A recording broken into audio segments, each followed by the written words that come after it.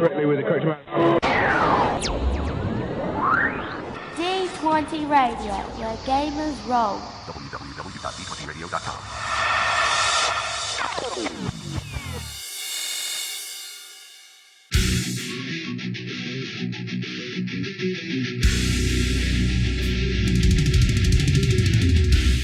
Welcome to Me and Steve Talk RPGs, a podcast where me and my friend Steve try and help you get the most out of your role-playing game experience.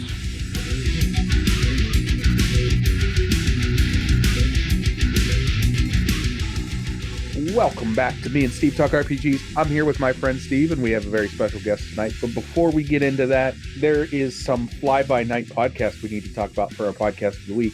That would be The Forge? The Forge. I'm Ron Burgundy.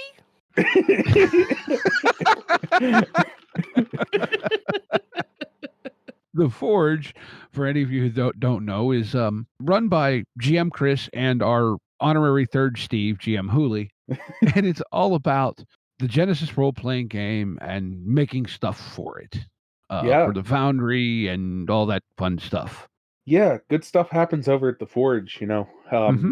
Fuel for the fire and all that fun stuff. And, yes. And we have officially threatened Hooley that he is not allowed to come back on our show until he releases another episode of The Forge. Doesn't mean that he won't, but he might just show up one of these days. Just like log into our Discord and be sitting here before we log in. Oh, man. Oh, Hooley's a great guy. Chris is a great guy. And they both have amazing insights to share on that. Plus, they talk with other people who also have great insights to share. So it's very, very, very good. Yeah, and speaking of great people, we have a guest this week, as you might have heard a little bit before. We have Sugi, familiar face to the D20 Network. Oh, Yes. Hello. Hello. Hello, everybody. How you doing, man? I'm doing well. I'm, living the life, enjoying what's going on right now, and painting a lot of miniatures. Well, that's good because that's what we kind of brought you on to talk about. But Really? what is the style? Are you still on hiatus with Squad Tactica, or are there workings in the background that no one knows about? It's on hiatus, so I'm running a business right now. That's all I'm gonna say about that. It's just it eats up a lot of my life. So for my own sanity, I'm just kind of off of the podcasting barge for the moment. Eventually, we'll get back in there whenever I have more time and more sanity. But You gotta pick one or the other. You can't have both. well, so it's not gone. It's not like dead. It's just on hiatus until like I actually have more time because I'm learning a lot running a business, and you just kind of have to take them where you can. So free time is playing games and painting minis so that I don't become a zombie and come after people's souls. Right? Yeah, no. There you go. Okay, this seems like a reasonable course of action. Or a big cup of green tea. That'll satiate my thirsts. But yeah, so now we've been wanting to actually talk about painting some for a while, but the problem is that amongst the Steves, only one of us paints. And it's not the one you would expect. Well, I paint, just not tiny bits of plastic like that. Oh, I was gonna say it must be Hooley, but never mind. Yeah. But so I just don't feel like I can really, what do you want to say? If just Steve and I are talking about that, I don't feel like it's a really interesting conversation. I mean, it might be, and I might learn some things, but you're fun to talk to, and you know a lot more about painting than I do. And I don't know, Steve, does he know a lot more about painting than you do? Oh, a lot. so Magnitudes more kind. than I do. Oh, thank you. But It's a lifestyle.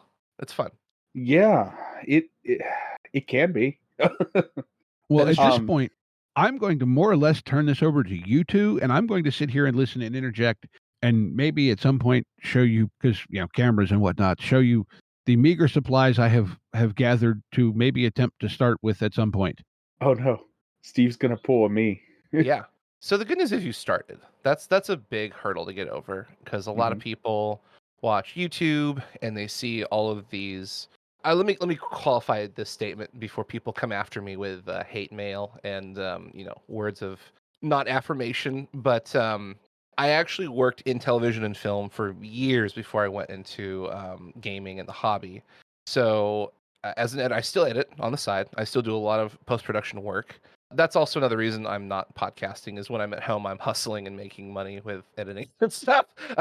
So I've done it to myself. Anywho, when you're watching a lot of YouTube channels and a lot of content, it's not in the content creators' necessarily best interest to inform you. It's in their best interest to get clicks because if they're full time, they're trying to make money. And I'm not trying to throw any shade at anyone in any capacity, but a lot of times what you see on YouTube, these finished products and the way that they present it, it's not necessarily accurate. And what I mean by that is you'll see people who say, "Oh, I painted this in like one day." Well, they might not quantify that they didn't stop painting for one day, or they painted a 24 hours total over a month, or however, what combination you want to take. I'm not saying that they're lying. I'm just saying it's really easy for me to show you a model and say, boy, this took me no time at all. And, for me, because I've been painting for, 20 plus years, maybe it took me, 10 hours. But for a new hobbyist, a new painter, that could take you many painting sessions. And so it's not helpful all the time because you hear someone say, I did this in X amount of hours. And you think to yourself, you could do that. And then you realize, no, I can't because maybe there's a lot of different reasons. And so it creates a really disjointed attitude because some people are getting their hobby information specifically from content creators. And I always recommend, like, listen to content creators, take it with a grain of salt, but you do you. Take your own pace, paint at a rate you enjoy, paint things you enjoy. I can't tell you how many people I've seen paint a model. And I'm like, man, that looks great. Did you enjoy it? And they're like, no. What? Why? Oh, well, insert YouTuber name here said this is a fun model. Did you want to do the model? No, but they said it was fun, so I guess I thought it was fun. Well, what do you want to paint? Oh, I want to paint, such and such. I want to paint Malifaux. I want to paint Star Wars. Well, why don't you paint that? And then there's like this giant look of, why did I not think of that? And it's like, you paint whatever you want. There's no shame or anger, hatred. If you don't paint Warhammer, you're a scumbag. Or if you don't paint, Star Wars Legion, you're or Marvel Crisis Protocol. Like, I could name a million different companies, and there's going to be a YouTuber who would say, if you don't paint this, you're a piece of trash. You shouldn't exist. And it's like, yeah, whatever. Like, you paint what you want because it's your hobby. I am not going to come and find you and knock on your door in the middle of the night and be like, hey, did you paint that model I told you in that one episode of my podcast? Like, I'm too lazy to hunt people down, and that's gross. I was going to say, I know Steve had recommended to me a guy on YouTube called, I believe, Miniac, Yeah, who seemed to do, like, he's very clearly a at least moderately advanced painter, and I don't know enough to really evaluate him, but he also seemed to do a good job of trying to present things as beginner friendly. I'm not going to say, like, I'm looking at him and going, okay, yeah, but this dude's been painting for how long? He makes it look easy. It's not going to be that easy for me. okay, that's fair. I've actually talked to Scott, so he's been on my show. Oh, that's awesome. Yeah, him and Ninjon are like super nice guys. They're always at Adepticon. I'm so glad to hear that. You should come to Adepticon. I'm going to plug Adepticon a lot, people who are listening, so just go get your tickets. It's literally $50 for the week. No joke. It's fun. But yeah, I do agree. Miniac does an excellent job of trying to present the hobby in a very digestible way. And I like that because I think more people need to take that approach. It's really easy to, again, no shade to anyone, but it's really easy to kind of try and bolster yourself and try and sell yourself and try and make yourself look good. And you should, because if you're creating content, like, that's kind of a part of the plan. But at the same time, if we don't help new hobbyists grow and bring new people into the hobbies, and I'm not talking about any one specific hobby, I'm just talking about like all miniatures, all painting as a generalized term, then it'll die. And a big jumping hurdle that's always kind of screaming at people's faces is cost, or I can't do that. And, referencing a thing that's in your head that you're imagining that you've seen, I can't do that thing that I saw on YouTube or some, form of media. And the reality is, going to like Ratatouille, that classic Disney movie with Patton Oswalt, I think anyone can cook, which translates to, I think anyone can paint. Now, your first paint will not be great. No one's is. But your first cooking dish also was probably pretty bad too. However, you have learned to cook. Most people listening to this should have learned to cook over time. And there's some dishes that you're particularly good at because you did it over and over and you practiced, you tried new things and you improved and you evolved and you got better at it. So that philosophy still stands with a lot of things in life, including painting miniatures. The first time you paint the mini, you're going to have some colors in the wrong place and maybe you covered up a little bit too much detail and maybe it wasn't the prettiest, whatever, we'll say Space Marine because that's something everybody knows, or a Star Wars character, Stormtrooper. But if you do number 2 model, you'll be better at that. And then when you get to number 10 model, you'll be 10 times better. And then when you get to model number 100, you're 100 times better. And you're going to keep improving more and more and more exponentially until you get to that point that you thought you couldn't get to. And now, boom, you're a masterful painter. And big secret, you have confidence. A lot of people don't have that confidence. And so they tell themselves, I can't do it. And that's not true. I've seen so many people say, I can't paint like X, Y, or Z. And I'm like, come here, let me show you how to paint. And we'll sit down, kind of show them the ropes. And then I'll see them like 6 months later and they're looking almost like the model they wanted to paint. And it's incredible because they realized I can do it. I can accomplish this. I just have to practice. And that's not terribly expensive, compared to like Magic the Gathering, where, to play Magic the Gathering, for example, you have to buy a lot of cards, and then you have to play hundreds of games, and then you have to buy more cards and play hundreds of games. With this, you can easily buy a pack of 10 models. Again, we're into Warhammer because that's just a very well-known franchise. We could say, hey, we'll do Star Wars Legion. You buy a box of, Imperial Stormtroopers or whatever, and you paint your first model. And if you don't like it, you can always go back and strip it with, some cleaner and try again. And you still have your supplies. They're not invalid. You have your brushes. They're not invalid. And you just keep doing it over and over and over and over again. So depending on, finances and time, there's a lot of factors that you can mitigate in order to have a very pleasant painting experience. You don't have to have the name brand brushes and the name brand. Actually, paints are one thing I swear you do not want to cheapen out on, because if you go to like Hobby Lobby and buy a 50-cent acrylic paint blob thing, that will ruin your models. But if you buy, like Citadel paints or Army Painter paints or Vallejo, you want that high pigment, low density. That's important. But your brushes you can buy from anywhere. You can buy from Walmart, Hobby Lobby, Hobbytown USA.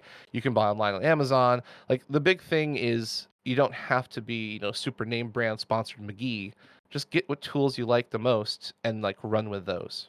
Okay, so I got one question here, and I know I said I was going to shut up, but I probably won't. No, please. You were talking specifically about painting stormtroopers, and I hear that, and my first thing that comes to mind is, oh, they're mostly white. That should be really easy. But am I overthinking it to think that stormtroopers would probably actually be quite a challenging paint because it's so much white and then a lot of shading to really make them pop? No. That is a fantastic question. I've heard this question a million times, and I'm hoping that people who are listening will enjoy this conversation. So there's 2 paths of thought to that question. One is you can manually paint the model with a hand and brush. The second is you can airbrush it. Now, I know a lot of people are probably, I can hear the cringe in people's minds when I say airbrush, because they're going to go, that's a lot of money. That's really expensive. And I do not disagree. It's not cheap, but it does expedite the process. However, in my opinion, there's also a third option that has come to the forefront, and that is a new spray primer from Citadel called White Scar. And it is a really, really impressive white. Like, it is a pure white.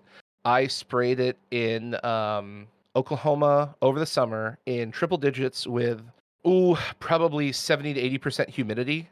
And I sprayed it on a model, no bubbling, crisp coverage. And you would never have known that we did it outside in such a terrible condition. So I've used it on some of my stormtroopers, and it's almost like literally cheating. Yeah. No, like I said, I just, part of me thinks that, oh yeah, they're all white, so you paint everything white and then pick out the details. Mm-hmm. But I don't know if I'm overthinking it or whatever. Because I said I was going to mention it. I went to Walmart because I wanted to try, but I didn't want to spend $50 and buy an Army Painter kit off of Amazon or whatever. And so I went to Walmart and just bought this cheap pack of basic color acrylics Mm-hmm. and was literally going to play with a bag of dollar store Army Men and some brushes that I got. I don't know if you guys can see these on the camera. Yeah. One's from Walmart, one's from Hobby Lobby. But I think I invested a total of like $12 between the paints and the brushes. The brushes are fine, honestly. Yeah, the brushes are good. Return that paint immediately. Yeah, like Sugi said, to get the cheap paint to do what you want it to do, I've seen people take and screw with cheap paint and get it down to where they want it to be. Honestly, the $50 Army Painter set it'll probably last you a lifetime for as much as, I mean, unless you really take to it like water. When you're starting out, that $50 Army Painter set is going to be great.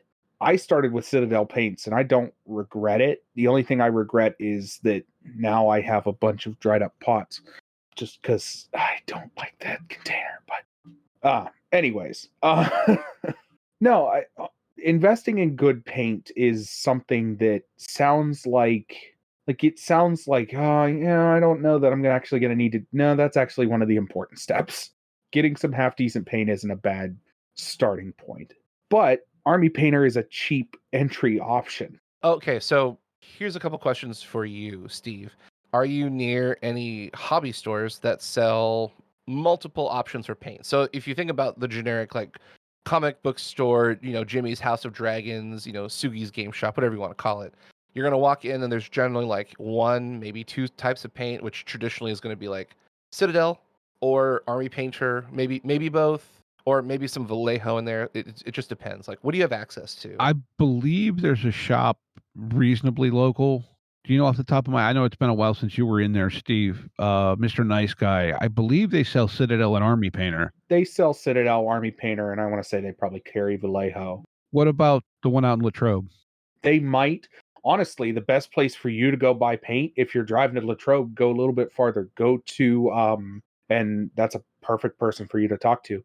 Go out to Ligonier. In downtown Ligonier, there is a store called Toy Soldiers Gallery. Okay. Owner there, his name's Norm. Fantastic dude. Mm-hmm. And he will get you, he knows his stuff. Mm-hmm. As far as I'm concerned, he's probably the best painter in the area. Okay. Oh, that's awesome. So, like I was saying prior when we were talking about painting, it's like building a computer.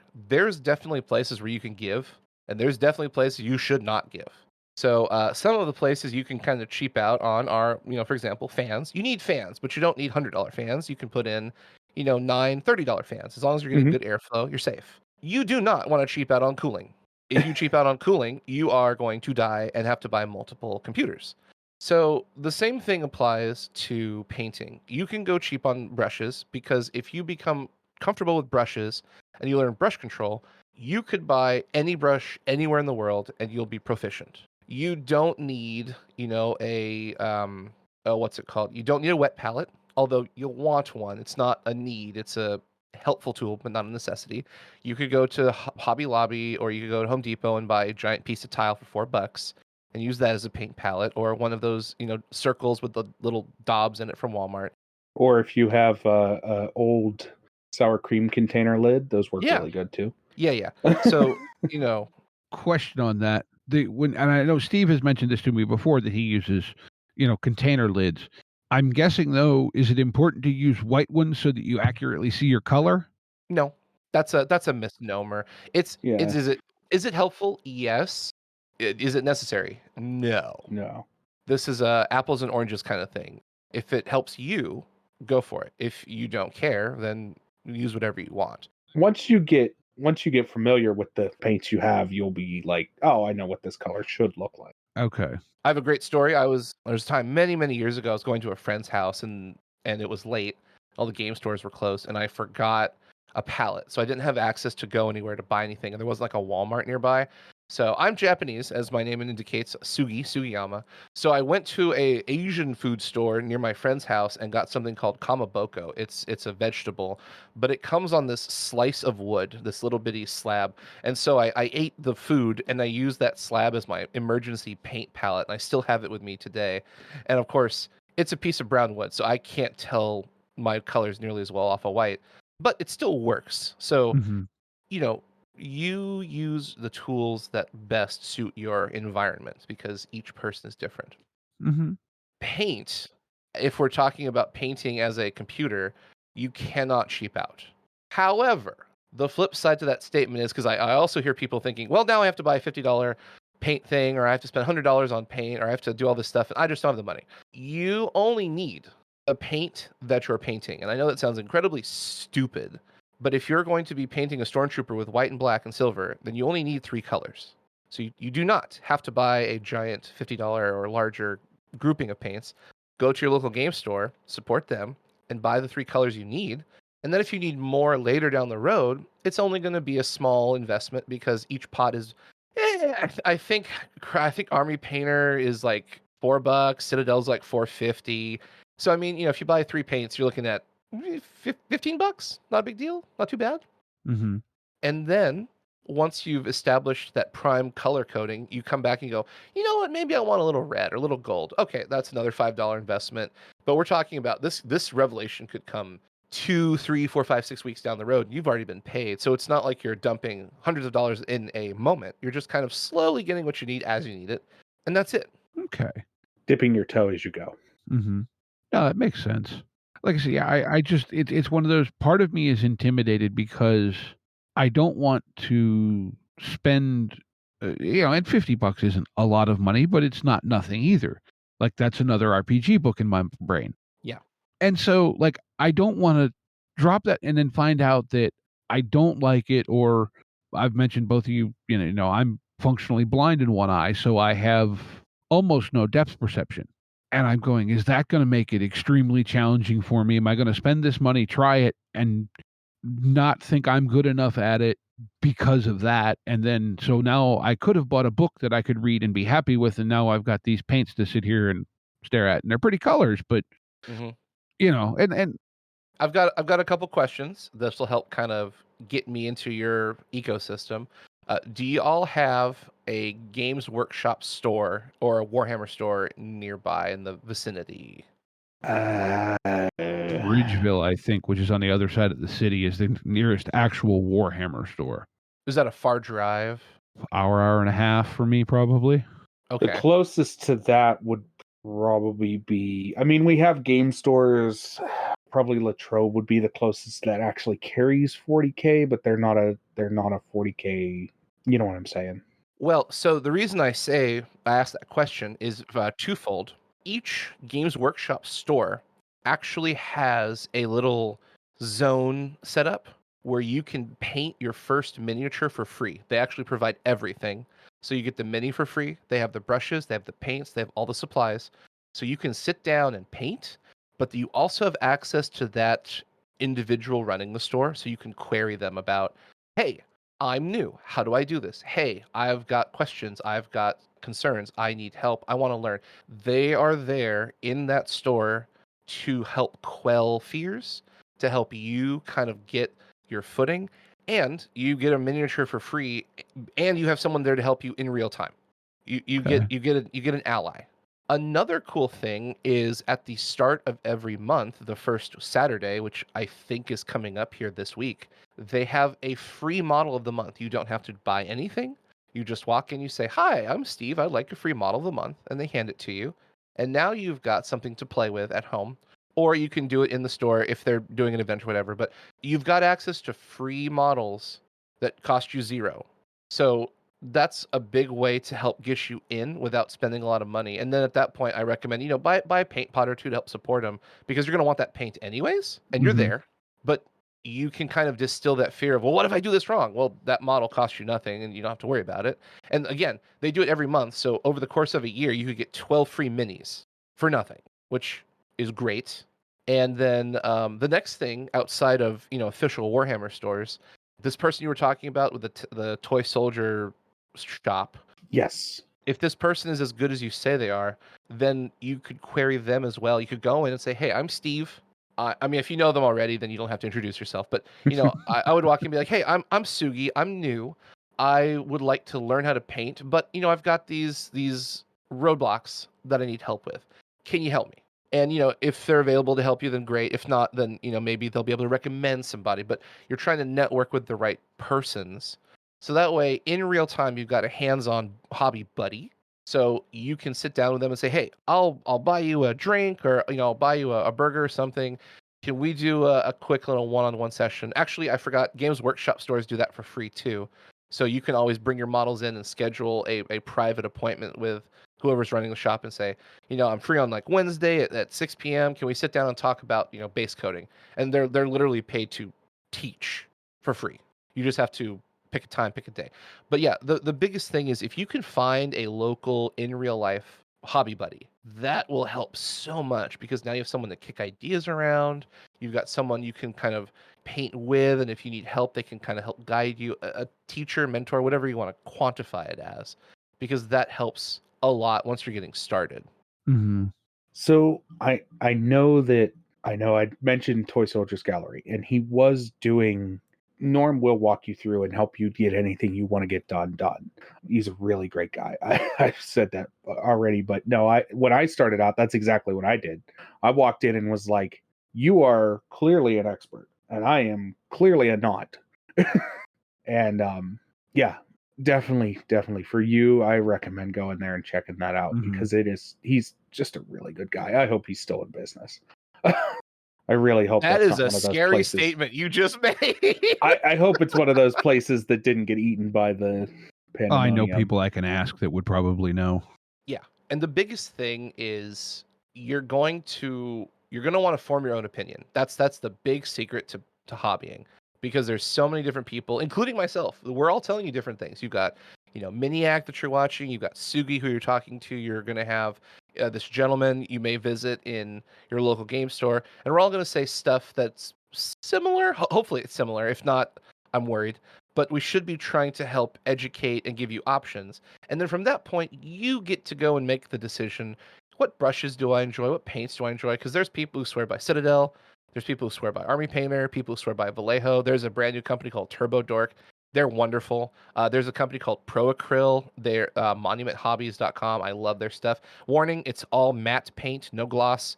So figure that out. They actually have a really rich white you would like, Steve, for stormtroopers. But for example, I also recommend Vallejo. They have a really rich game white that you can get at a Hobbytown USA or probably at one of your game stores. There's a lot of options at a lot of price ranges. And the fun thing is if you're willing to be adventurous and go explore, you'll find the thing that works best for you. It might cost a little bit more money because you bought one or two extra paint pots to kind of try it out. But once you find that stuff that works for you, you're locked and loaded. You don't really have to shift. So if you determine I really like Citadel paint, then that's probably where you want to stick. That doesn't mean you should only buy Citadel paint. It means you should explore other venues and other options. But you're comfortable in that zone. Same thing for Army Painter, Vallejo, so on and so forth. Everyone's going to find that safe place where they go, this is the paint I like. This is the paint I'm most comfortable with. And this is the paint for me that gets me the best results. For the love of God, though, do not listen to Complaino folks because they're going to try and go, oh, I hate such and such, and I hate such and such, and this is the best one because I said so. Those people are probably not good painters, and I hate to say that on on the air because they're going to be like, I'm a really good painter. You might be, but your attitude isn't helping, and it's causing a disservice to the hobby. Like, if you're really a good painter, not 90% of the painters I met that are good want to help build and grow. They don't want to bring people down and force them to buy a certain paint. So that's my warning to people if you're going to a local store or you're trying to expand your horizons. If there's always that person around who's just going to complain and tell you this is the best thing in the whole world. It may be true, but I would take what they say with a very large grain of salt, because if they're not actively trying to help and they're actively trying to project, that does not denote skill. That just denotes opinion, and that's dangerous because you can't really tell where they are on that spectrum of how good they are. Like if they have a model to show and it's really good, okay, they've shown that they paint it. But again, also people can hire people to paint. Like if you see them paint it in real time, okay, cool. But I know people who have hired a professional painter. They go to stores and then they want to project their opinion and they show this painted model. And I'm like, hey man, I know you bought that from such and such because I saw his commission because I helped him with it. They're like, what? You can't say that. I'm like, well, I can because you're not telling people the truth, and I feel very uncomfortable with that. Now that's a very specific scenario, and that's a very fringe scenario as well. But I just want to put that warning out. You're going to have a lot of loud people who want to tell you what to do. Make your own opinion. Don't trust everybody. Just take it with a grain of salt. Even what I'm saying, take what I'm saying with a grain of salt, because what I do, how I paint, my ecosystem, my atmosphere is unique to me because I am Sugi and I'm not you. And that's the fun of the hobby is everyone gets to have their own custom experience. And that's what I drive so heavily when I talk to people is make it your own. Don't be Ninjon 2 or Miniac 2 or Uncle Adam 2 or Duncan Rhodes 2. Be Steve. Make it your own because then you will help propagate more growth when people go, Steve, you're amazing. How did you do that? Oh, well, this is how I did it. And you can show them and teach them and educate them and give them, this excitement and this hope because now they're going to take what you have and make it their own. And so it keeps the hobby growing because everyone is unique. Not everyone is carbon copy of someone else. Yeah. Cool. So basically, I just need to get off my butt and actually try it. Well, get myself some decent paint. But yes, other than that, you've seen Miniac. He says paint more minis. That's one of the best things I've ever seen. I love it because it's true. The more you paint, the better you get, and the more fun you have. And then you want to paint more, and the better you get. And it's this never-ending circle of improvement. And then you get to go to the local store and show off, and that's fun because you go, guys, gals, folks, look at this model. And this is also a great litmus test for your local store. If people not necessarily flock, but if people go, that's amazing, that's fantastic, they encourage you, they build you up, they're excited, and they understand that each painter is at a different level. That is a healthy store. That is a wonderful place to be because everyone is going to help build everybody else up. They're going to build excitement. They're going to help with answers and questions. It's not about, well, that's pretty good, but look at mine. Like you're not trying to outdo people. You're trying to you're part of a family. You're part of a happy family that's growing together. And if you go to a store and you go, hey, look at my model, and they're like, whatever, man, I've seen better. Red flag. You might want to try and find a different environment for hobbyists because there's not going to be any nurturing in that atmosphere. You're going to be really excited. You're going to have worked really, really hard. And you're not really going to get much feedback from people. And, every shop is different. Every atmosphere is different. But if I'm talking about a very general, like super generalized opportunity atmosphere. But if you can find that, like you can really find a place where people are excited and happy and they're just ecstatic about what you did, even though we all know this is your first mini, then you're in the right place to become a fantastic painter. Because when you have a bad day and you say, I just don't like this mini, people are going to go, how can we help? Not, man, that looks like crap. You're terrible. That sucks. Go buy a new model, you loser. So like the response from people will also help a long-term hobby lifestyle because you don't ever want to hear someone make fun of your work, ever. Even if it's not necessarily good. We're not trying, like if you show me your first model, I would be a total jerk if I said, man, that's not Golden Demon level. Really shocking. I didn't notice. This is my first model. Like you're not looking for validation compared to the best painters in the world. You're looking for like positive reinforcement. That looks great. You did a fantastic job. You're getting there. Like so that's a big thing a lot of people also come up against and they don't realize it. They go to their local store and go, "Hey, what do you guys think about this?" It's okay. Well, how can I improve? I don't know, get better. Wow, super helpful. Thank you. I appreciate your input. But it's in jest. It's very satirical, but we've all had that happen where you go to a game store or a local environment and it's not facilitating safety. So if you can get away from that and find people who do facilitate, happiness, joy, safety, growth, go for it. You're not going to get a bit. How do I say this? You're never going to become a better painter if all you do is have this feedback loop of work hard, get rejected, work hard, get rejected. Because then you're just going to go, if I work hard and show this off, I'm going to get rejected. So why would I work hard? And then you shut yourself off. You stunt yourself as a painter. But if you find a feedback loop of work hard, everyone loves it, grow bigger, keep doing it, paint, work hard, find people who love it, grow bigger. Now you're improving as a painter and you're a part of a community and you're getting better and you're enjoying it. And you can keep looping this forever and ever and ever in a very healthy atmosphere. So community is important. And I know some places will say, well, my local game store is an hour away. Okay, I understand. There's gas and all kinds of costs. But when you go there, do those people take care of you? Do those people invest in you? Do those people help reinforce your love for the hobby? If so, maybe go once every 2 weeks. I'm not saying go every day or every night, but at least try and get out there because it's going to help fuel that flame and you're going to want to paint more minis. Haha, Miniac. And you're going to have more fun because when you show up at the shop, you go, hey, look, I painted the Stormtrooper. They're going to go, oh my gosh, that's amazing. And then they're going to start asking questions. How'd you do that? What's your next idea? What are you thinking about? What are you dreaming about?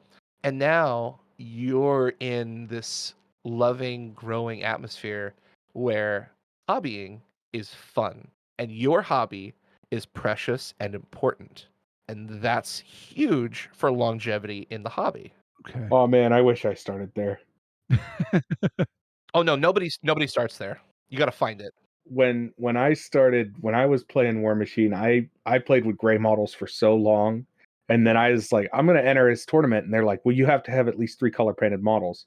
And so my first painted model, and I posted it in the chat room there, The green room chat. that is my first ever painted model. It is technically 3 colors because there is a little bit of brown on the handle. And it qualified me to get entered, and my friends all went, that looks terrible, never do that again. And I was like, yeah, no, all right, I'm gonna keep doing this. And yeah, Steve, you've seen my models in person. They don't look like that anymore. No, but that doesn't look, I mean, to me, that doesn't look bad. It's actually not. It's not awful. It needed some more work. I needed to spend a little bit more time with it and just pick out some more details. But I was, to be fair, 17 and also impatient. For those of you who are listening, I play Kador, so I hate you for playing this model. Oh, yeah. But we're mortal enemies now. So it's a Jack from Privateer Press's War Machine, and basically it's just metallic parts of the model are picked out against a white primer. And mechanically, if you're 17 and you painted this, I'd be impressed. I'm not gonna lie, this is really good. I look back at it and go, man, I could have done a whole lot better because of where I'm at now. But yeah, no, I remember all my friends being like, that looks terrible. When it's like, well, but it really, all right, whatever. It was doing exactly what I wanted to do. Yeah. Okay, well, I have one more kind of beginner question before I'd like to kind of turn you guys loose on maybe a little more advanced stuff. Turn you guys loose on each other. I mean, I am your guest. Ask all the questions, please. I want to help. Well, we also have some questions from some of our Patreon supporters that some get more in depth than others. Okay. Actually, I'll ask you one right now because don't drink the paint. Do you remember Jesse? Yeah. Okay, Jesse wanted me to ask you if you lick your paintbrushes. Yeah. Yes, I do. Okay. That is a natural habit. I don't know how to quantify this other than it's okay. However, please make sure to clean your paintbrushes because if you lick them with paint, it's terrible. Paint tastes dirty. I don't know. I never got into that one. You're not a real painter unless you've tasted your paint by accident. I have tasted it. Tasted it by accident. Yeah. You're a painter. Yeah. It's one of those things that I don't lick my brushes, but that's because I don't know. I just never was like, I'm just gonna lick the end of this. I was always like, well, I'll just take my fingers and sort of. What's that Calvin and Hobbes comic where Calvin's like, I wonder what kind of guy just walked to a cow and said, I think I'm gonna pull on these and drink whatever comes out.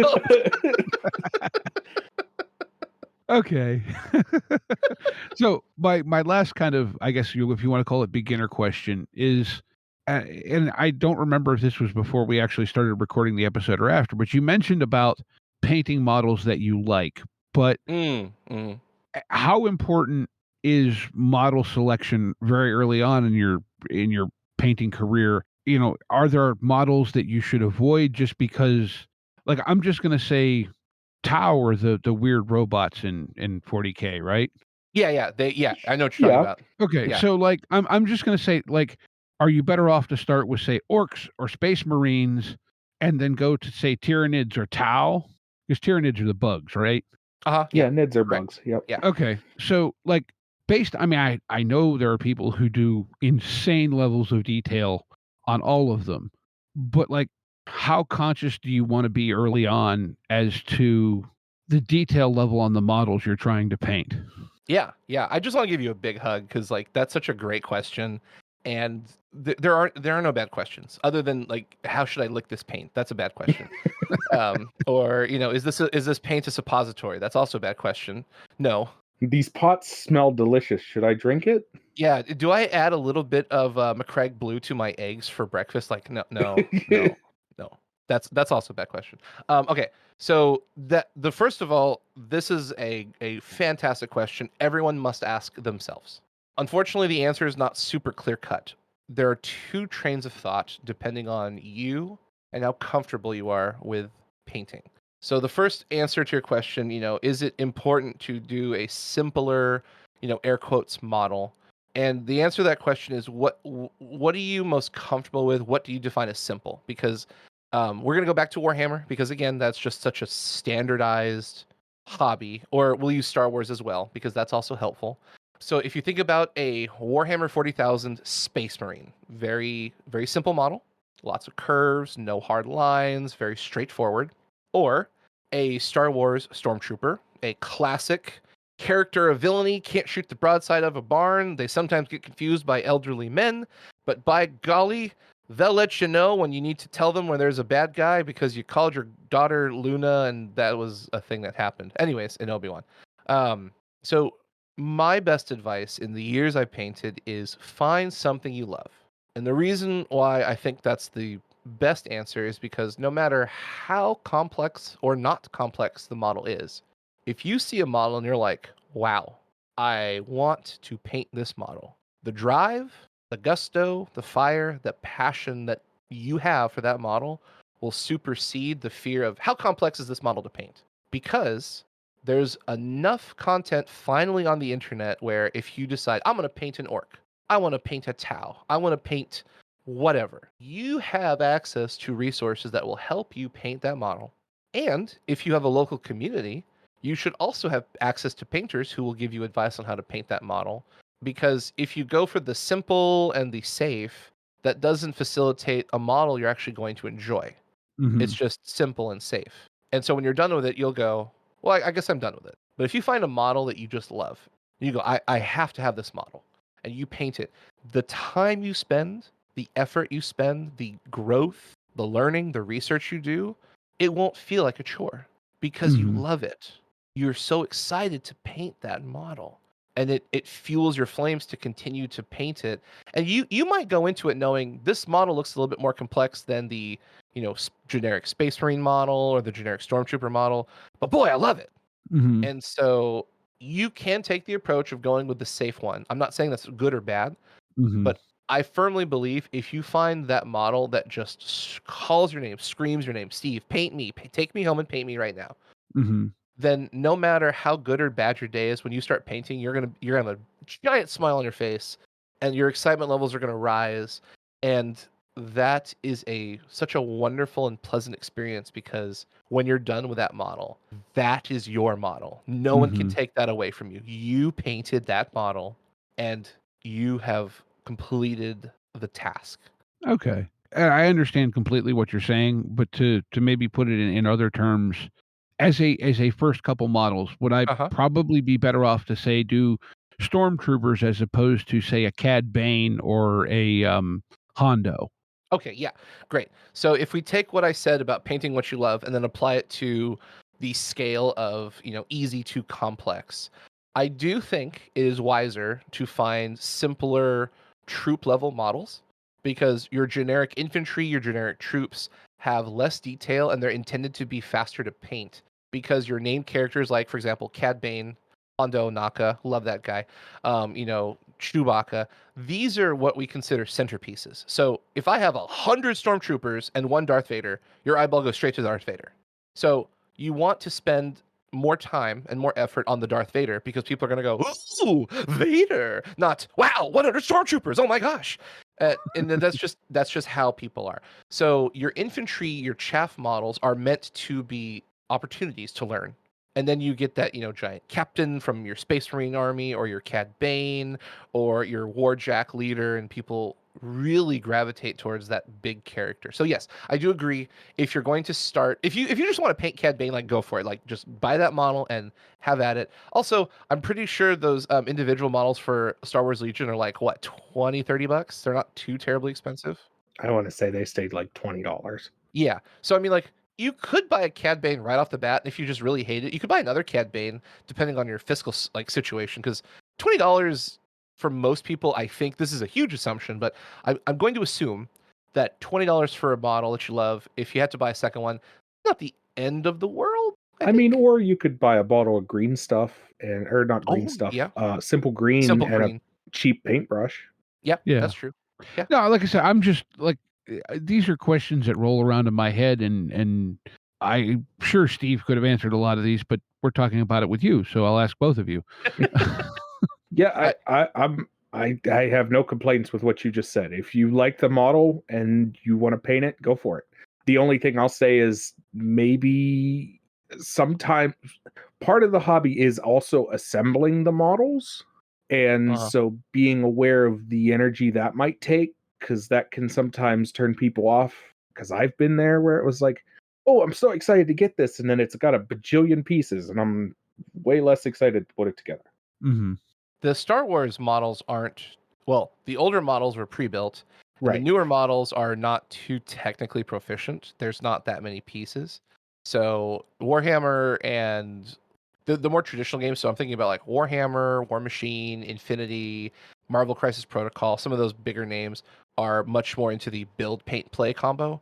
Whereas Star Wars from FFG is much more like paint play. There is some building, but it feels much more like they want to provide you with the model to just run with it. Kind of like Song of Ice and Fire. All the models are precast, so you don't have to do any building. You just pull the model out and boom, you're good to go. Okay. I know there's a group that plays at one of the stores Steve and I were talking about that plays a lot. Right now they're playing a lot of, I think it's called Team Yankee. Yeah. That's from the company that does Flames of War. Really, really solid old World War II historicals. Great games. I love those a lot. Super fun to paint. I love tanks. Tanks! Oh, yeah. And that's where you start getting into... Look, tanks are easy to paint. Yeah, sure. Uh-huh. Okay. I heard, I could hear the future calling. Sugi said tanks are easy to paint. What a liar. Tanks are easier to paint than some things because you've got a minimal color scheme.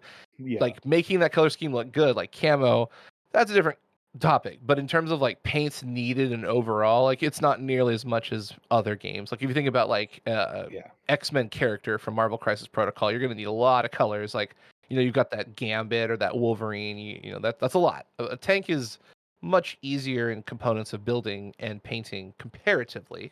Yeah, I was going to say, I can hear the Flames of War guys yelling at you. Like, I can hear them being like... That's okay. That's fine. That's okay. They're a vocal minority anyways. It's fine. I didn't say that, but okay, sure. Why? I'm sorry. But I play that game. Am I going to flame myself for what I said now? Well, Nani? Oh, man. Any other questions, Steve? Well, I wanted to rubber band back to Steve's original question. I think if you can find a model that you like and that you're comfortable with, that'll be helpful. Another thing I can also recommend is talk to your local sales rep. If they're not a hardcore salesperson and they're trying to sell you products, query them. If you're really trying to get something that you think would be fun to paint and easy to paint, these people look at their store shelves for hours every single day. So they're going to know really quickly, hey, this is easier in terms of aesthetics and technicality. This is fun. This is popular. And so you can use them to kind of help guide you, because if you're looking at a giant wall of models, that's just too much. Use your local sales representative or person to kind of help funnel it down to, hey, what are like your most popular models? What do you think are the easiest models, and what's super cool? And so that way you've gone from, hundreds of models to, well, here's 3 things. And now you can kind of go, I like this, I like that. And you can make a purchasing decision without having to go through every single possible option. And now that's not fun. I don't even like that. I love to shop, and I don't even like going to a room going, Well, I just need to know everything about everything in this room. I'm going to kill myself. Like overwhelmed. Okay. I've got a lot to think on at this point. Does that help to answer your question? Oh, yeah. Yeah, a lot. I mean, like, yeah, it does. Any follow-up? Because, there's a lot. What you asked is a very, very great and deep question. And there's so many branching pathways. So I want to make sure it was helpful, not just like No, me it very much talking. was. Like, it makes a lot of sense, and there were things that, like, to a certain point, part of me has been afraid to go talk to them because, like, I don't even know what the right questions to ask are, or didn't, you know what I mean? Yes, correct. And so that's been a big help in this conversation. But yeah, like I'd also like, because I mean, we spent, 45 minutes now talking about beginner stuff, but I know we have a couple people on our Discord who are rather active, who are, you know, reasonably good painters, at least by the looks of the things they post up. I certainly much better, more accomplished than I. And so I would like to hear maybe some more advanced talk, but I don't even know where to go with that. Sure. Like I know Steve has expressed opinions about wet palettes before, Mhm. and you were just talking about them. And I don't know if you guys want to have some arguments about things like that. I can sit here and listen for a little bit. Sure. Before we go on, I do want to challenge yourself, Steve, and everyone else listening to accept where you are in your painting journey. No painter is bad. No painter is inadequate. No painter is in any negative sense because you're right where you need to be and you're as good as you can be. So I always think people should never talk down about any of their skills because your skill, Steve, right now is absolutely better than someone else listening to this. And someone else listening to this is going to be better than someone else also listening to this. So it's not relevant that you put yourself on a scale. It's relevant that you accept that you as a painter are on a journey and you're in your younger years. So that doesn't make you good or bad. That just means you're improving and learning and becoming masterful at your skill. Again, like cooking. Fair. All right, wet palettes, a fantastic conversation.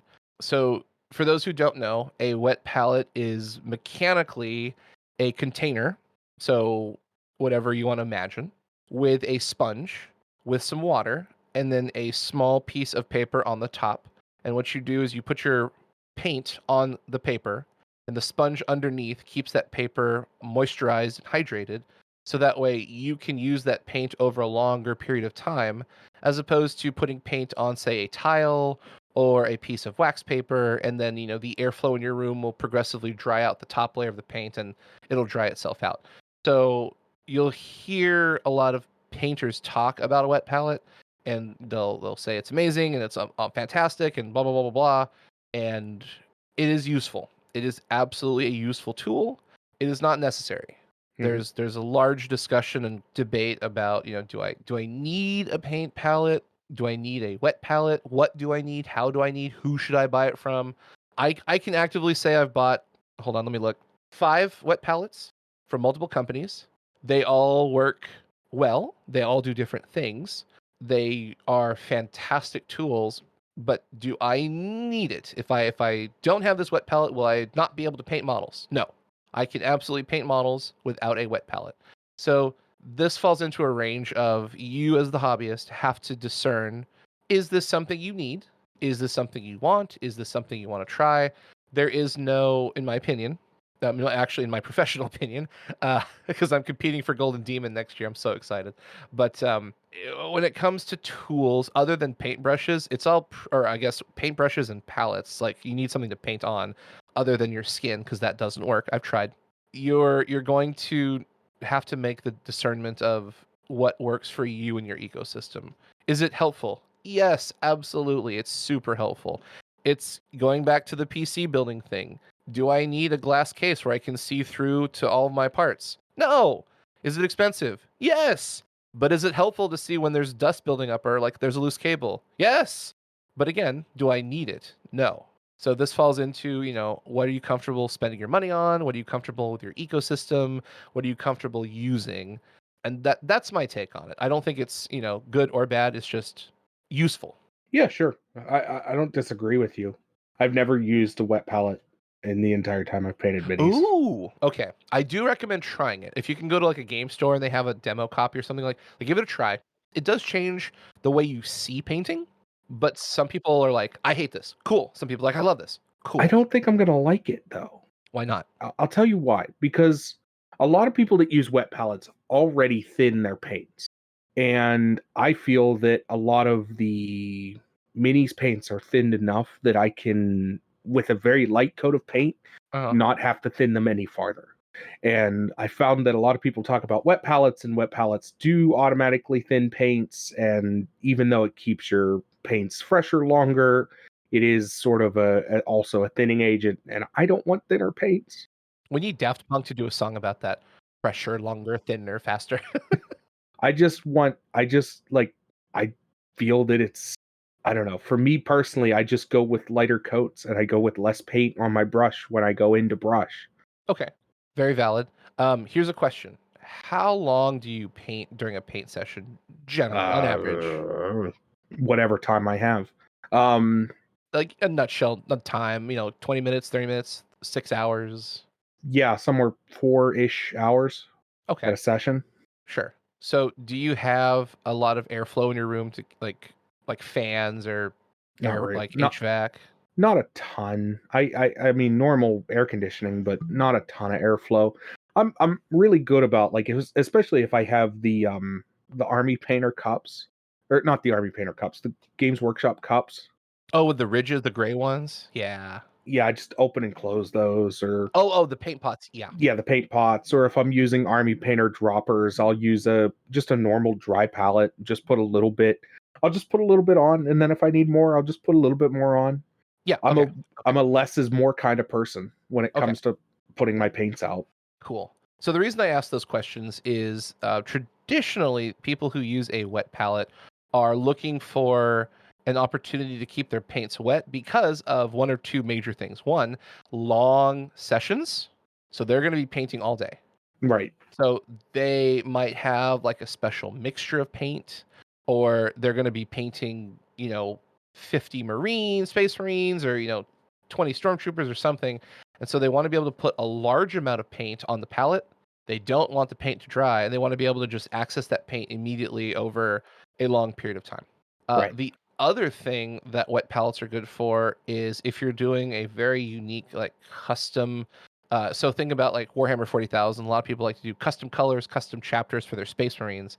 Yeah, if you're doing a custom mix, that would be really nice to be able to just keep that wet. Yes. Usable. So a dry palette would be a literal nightmare because once you get that proper mix, you don't want to have to do it 50 million times. So you do this big blob of a paint mix on your wet palette, and then when you're done painting, you seal it with your top part, because the idea for wet palettes is not only do they keep the paint wet while painting, but they have a full air seal.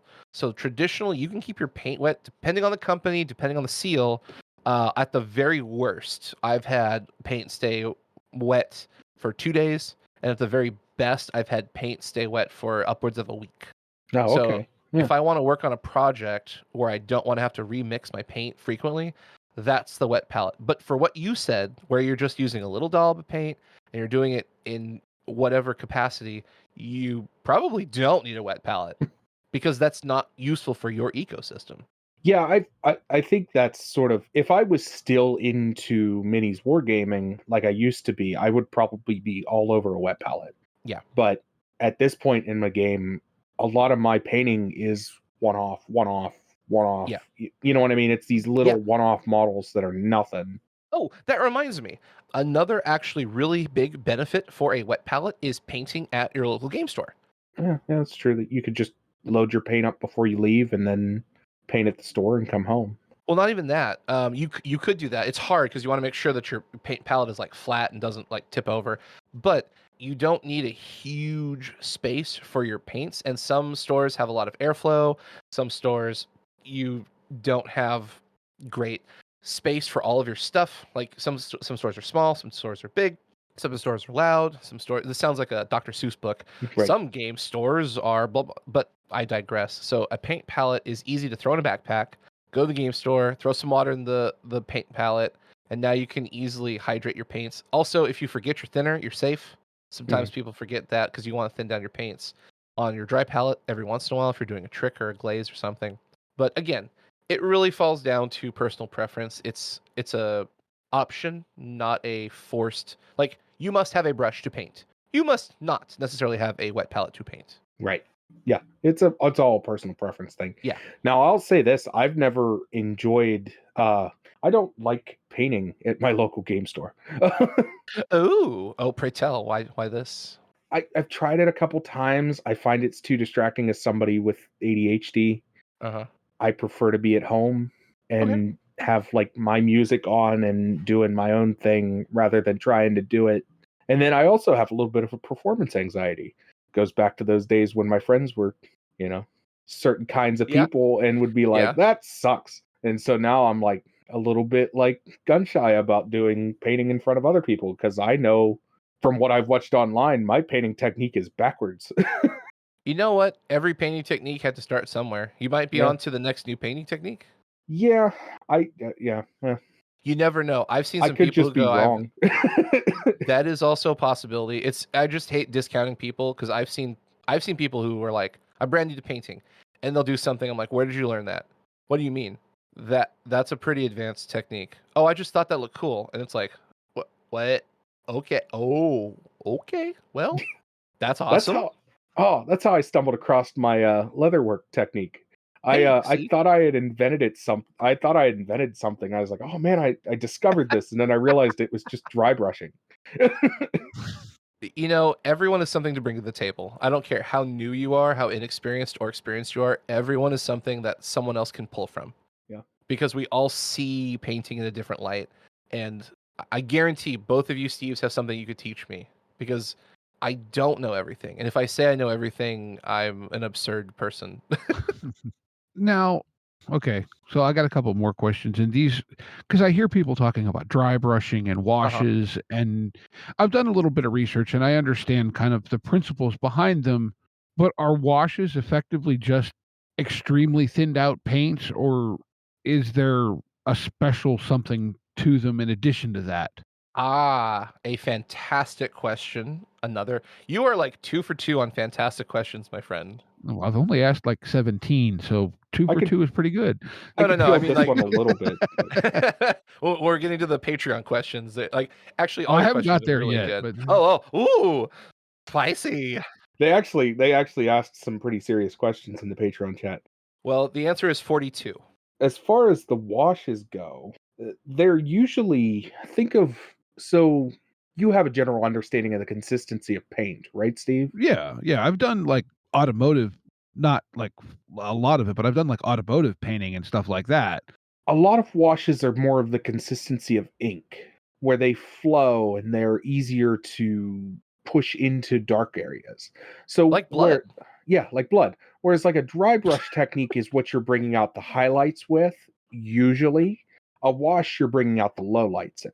A wash is where you're putting your shadows in by just adding a little bit of dirt and grime and mud. Ochre and flesh is the go-to that everybody and their mother uses. And it's just a brown wash. Mhm. And it just, what it does is it settles into the corners and crevices of the model and picks out the lowlights of the model. It's a really easy way and I found this for myself, it's an easy way for new painters to get a lot more detail than they would, Yeah. Okay, so I understand you can buy wash paints. Is it theoretically possible? Let's say I'm painting my first model, and I want to do a little bit of a wash effect to bring out some of those lowlights. Can I just get like a black or a dark brown and thin it way the heck out? Or because I read Yeah. somewhere that there's some specific chemical in washes that changes the surface tension and something else. So the answer is yes, but the really good answer is you probably should not actually do that. Yeah. So here's why. Taking a black paint and adding a significant amount of thinner to create a wash Makes will it do gray two things. wash. Well, it's going to be unreliable because if you wash today with that mixture and then you try and create it 2 weeks down the road, it will not be the same consistency and your models will not look the same and you're going to get frustrated. Mm-hmm. Another thing is if you overdo the amount of thinner and you try like the mechanical balance of finding the right ratio of thinner to paint to create an ink is hard And I'm a firm, now this is a personal philosophy, but I'm a firm believer that time is money, and I would much rather give a store money for their wash so I can dip my brush in and wash it right now than spend any amount of time trying to formulate something that's even similar. Also, again, I'm very blessed that I have a good job, and for me, I don't see the cost of a wash as as critical to my financial status. Mhm. So I'm all about supporting local game stores. So I would rather give my local game store that I want to survive and stay around whatever it costs for a pot of wash, because it's going to be between like $6 to $8. So okay, maybe I don't go out to eat today, but I have this wash. Another thing is most washes will last you years. Mm-hmm. And it's the simplicity. I'm paying for the simplicity of I don't have to think about it. I just dip and go. Okay. Yeah, No, I I used just- to have the. Oh, sorry. No, I was just, because my brain goes to edge cases. Mm-hmm. Steve is used to this, but like, let's just say for some reason I wanted to do like a yellow or an orange wash on something. Yeah. Okay. Are those actually available reasonably? Okay. Yes.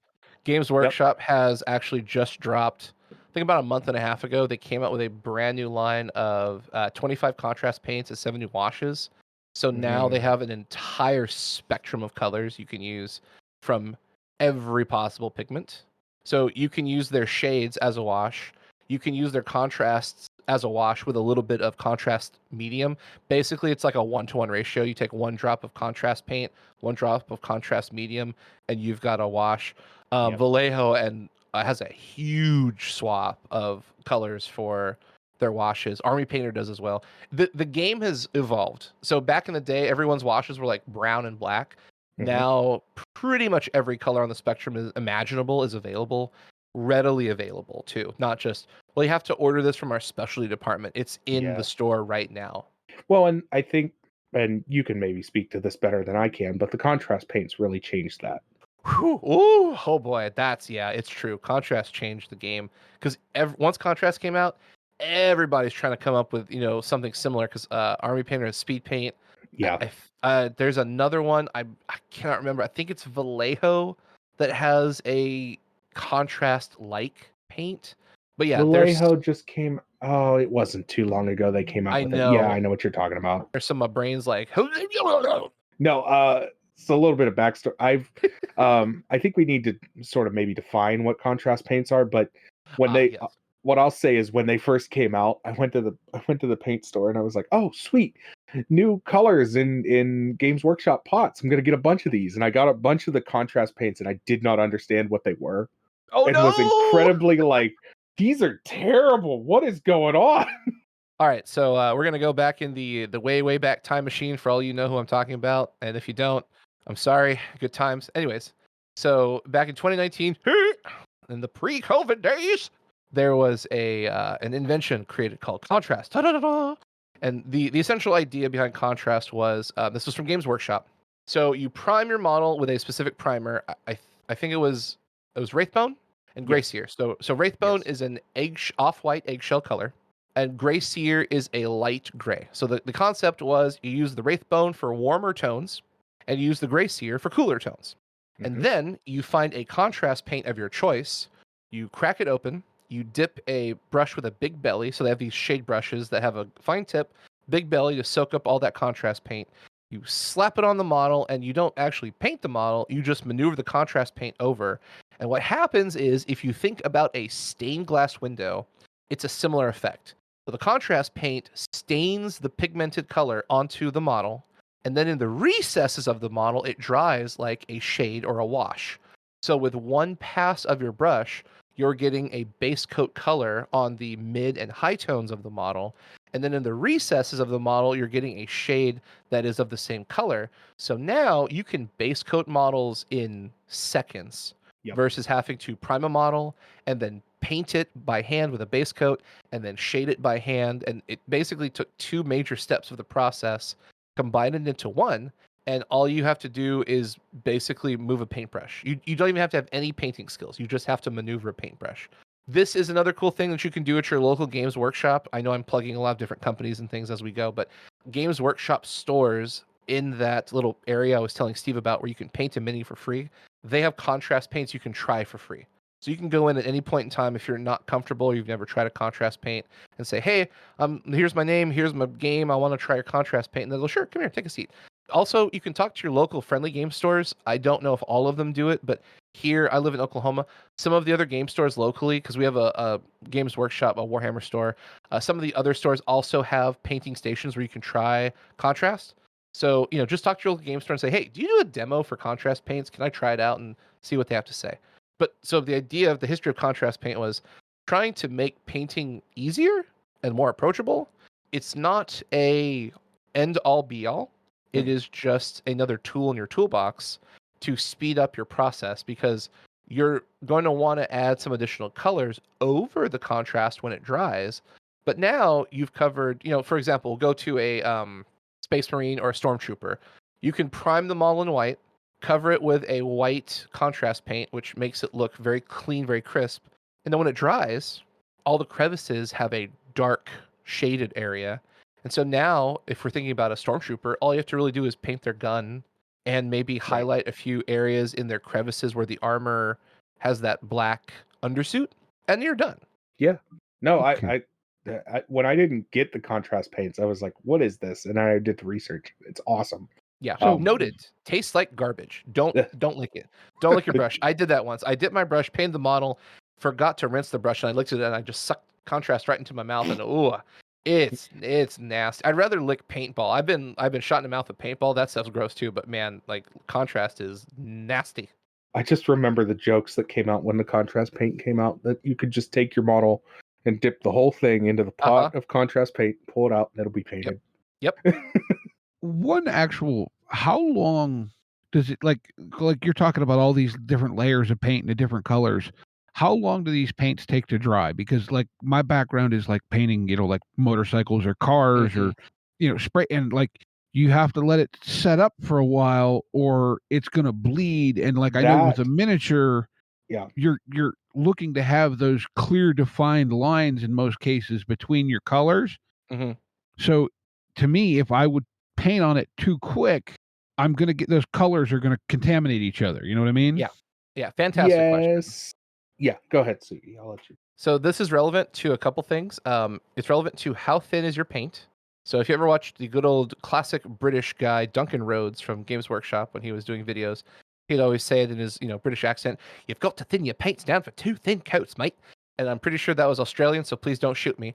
But the idea is, if you dip your brush into a paint pot and slap it onto the model, it's going to be pretty thick. So it's going to need some time to dry. If you dip your brush in your paint pot and then put it on a palette and then add some thinner and then do multiple thin coats, it's going to dry much faster. If you use contrast, there's 2 answers to this question, because there's the 2019 formula and then the 2022 formula. So the 2019 formula, the original one that came out, takes a little bit longer. If you can even find this formula anymore, because Games Workshop basically reformulated all their contrast line 100%. So you'd have to buy this from somewhere else, because they don't really exist technically anymore. So if you have old contrast paints from 2019, it's probably going to take about a minute to dry. It's pretty fast. It's very quick. The new contrast paints that just came out a month ago dry a lot slower. I guess I should quantify. Not a lot slower, but it takes maybe 2 to 3 minutes. And the reason why is because there's more thinner and more hydration in the new contrast paint. So if you use the new contrast and then you decide, wait, I don't want this contrast on this model part. So for example, we're contrast painting a Stormtrooper. You accidentally get some contrast on your Stormtrooper's rifle. Because the paint doesn't dry as fast, you can hydrate your brush with some water, clean it off, and then wipe that contrast off before it dries. And so it doesn't stain that part of the model. So technically the newer contrast drying slower is a feature, because in the olden days when you slapped your contrast on and it dried, now you're locked into that. You can't do anything about it, and you're just kind of like, oops, I messed up. Now you have the opportunity to go back and fix it. Or the other thing that happened with a lot of people is you put contrast on the model, and maybe you forgot to move your brush around enough, and there's kind of this big blob of concentration of contrast. So in the old days, it would dry, and now you have this giant blob of color, and it looks kind of funky. Now that it doesn't dry as fast, you can go back and go, oops, I have too much contrast on the helmet of my Stormtrooper. So you just rub your brush over it and you reallocate it over the model, and you're fine, and it doesn't look silly. So it dries and because I know Steve's going to ask this next. So it's roughly minutes it dries. Okay. Yeah, roughly. Roughly. If Not you have like thin paints, it could be seconds. It could be really, really fast. Yeah, I've definitely been in spots where it's like, okay, I'm going to paint this and then I'm going to move on to that next spot that gets the same color. And by the time that's done being painted, I can go back with my next color on that first spot. Yes. It's usually by the time, typically until you're picking out highlights, by the time you get to the next color you're ready to use, the first color that you put on is usually dry. Okay. Yeah, like I said, that was just something, again, And that's not having done it. But I was curious about that. I'm actually really intrigued to see your painting, because if you painted motorcycles, I know for a fact you're going to be really good at painting minis, because you know the fundamentals. Yeah. Well, automotive or motorcycle, whatever, that's all in the prep work and getting your primer on, sanding the crap out of it, and spraying even. But I've told people before, in that context, putting the color on, you can't make a great paint job at the color stage. Once you're putting color on, you It's too can late. ruin a paint job, but you can't make a good one. Right. But you understand the importance of patience and taking each step sequentially. And not everybody comprehends that information. They just want to slap paint on the model and it'll magically look good. And you've already established one of the most critical foundations of great painting is you have to take your time. You can't, it's not a race. It's never a race when painting, because a lot of people think, oh, I got to get this painted done like right now.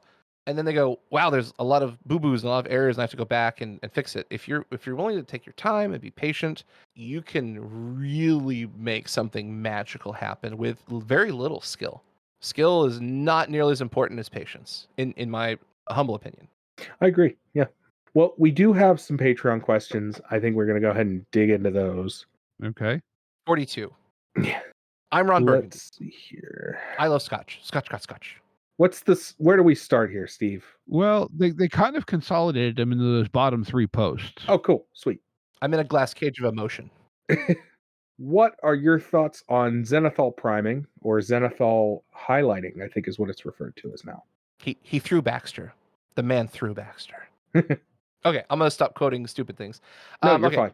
So zenithal painting, for those who do not know what that is, traditionally imagine a model of choice. We paint it black. Then we take a lighter color, traditionally white, and we spray from above to simulate a light source. So you're going to have this natural gradient where the top of the model is the brightest or whitest if you're using white on black. And then as you go down the model, it progressively becomes less pronounced of a white. And so you have this natural gradient. And then you paint onto the zenithal primed model, and the colors mimic that prime, where the top of the model is the brightest and the bottom part of the model is the darkest. And it transitions naturally as if you were standing under a light or under the sun or whatever. And that's what zenithal priming is. To answer the question about, correct me if I'm wrong, they were asking, like, should I zenithal prime? I think they were just asking what you think of zenithal priming, not necessarily anything. Okay. So it's a tool. It's a tool in the toolbox. Yep. So it's dependent on what story you want to tell. And this is a philosophy of mine. Every single model every person paints is telling a story. You, as the painter, get to pick what that story is. So for this example, if I zenithal prime a model simulating a light source, we're going to go right back to Star Wars and pretend we're on Tatooine. So, let's use our imagination. Ripple waves. What do they use in Star Wars? The aforementioned circle fade. No, it's not a fade. It's a wipe. The circle wipe. So we're sitting on Tatooine. Okay, I'm going to paint my Tusken Raider. You're going to paint your Tusken Raider. So if you decide to use a zenithal prime, your Tusken Raider is going to look, and we put them on the table to play a game. Your Tusken Raider is going to look like it's under the sun. It looks like there's a light source above it, and that looks cool. I paint my Tusken Raider with no zenithal prime. And although, again, I'm not trying to say zenithal prime is better or worse, but my Tusken Raider has no light source. It's just colors. So thematically, especially for playing on a table that looks very sandy, very Tatooine-ish, your model, because of the way you've painted it and the story that you're telling and the technique that you've used, it's going to pop out a lot more than mine. because mine is just going to have color and paint where it's supposed to be. Yours is going to have color and paint, and that Zenithal Prime is going to make it look like, oh, there's like this like light source coming from above. What is that? Oh, well, these Tuscans are out in the desert sands and they're tracking something, and we're not sure what it is. Maybe they're hunting for food, or they're tracking prey or quarry. So it's a story. Oh yeah, looking for Boba Fett. Where's that Boba Fett? Boba Fett.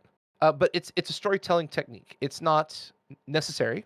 It's not a pro. It's not a con. It's just a tool in your toolbox that you might choose to use. You might not. Yeah, I had a buddy when we first got into 40K. I Zenithal primed and did a whole bunch of chaos. Ooh, which Legion? It was whatever one has all the stupid wraiths. All the hold on. Sounds like corn. Yes, it was corn. It was definitely corn.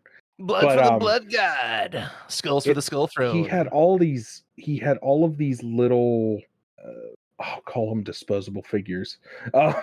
They were the I don't remember what they're actually called. The little like humanoid-ish figures. Anyways, cultists. Cultists. Oh yeah. He had a whole bunch of cultists. And I set them all up on my table the way they would be arranged, like on the table when they're laid out.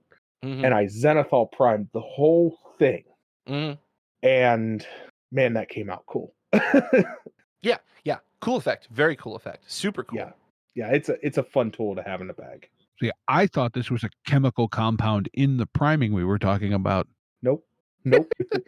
It is a don't huff your paint, kids. Don't do that. Don't huff paint. This is bad. Make sure you spray paint outside in a well-ventilated area. Jesse wants to know what seal coat you use. Oh, another fantastic question. So I seal with the Games Workshop varnish. For those of you who may or may not know what that means, when you're done painting a model, you want to seal it with some kind of coating, because as you touch the model, and if you show it off to other people, or you go to your local game store and play games, people's fingers are going to touch the model, which means there's going to be grease and dirt interacting with your very hard-earned paint scheme. And if you don't varnish your model, it's going to rub off the paint over, weeks or years of touching. And then you look at the model and you go, uh-oh, something doesn't look right. There's like this rubbed off part on the model. What do I do? Time to repaint. Yeah, time to repaint. Oh, no.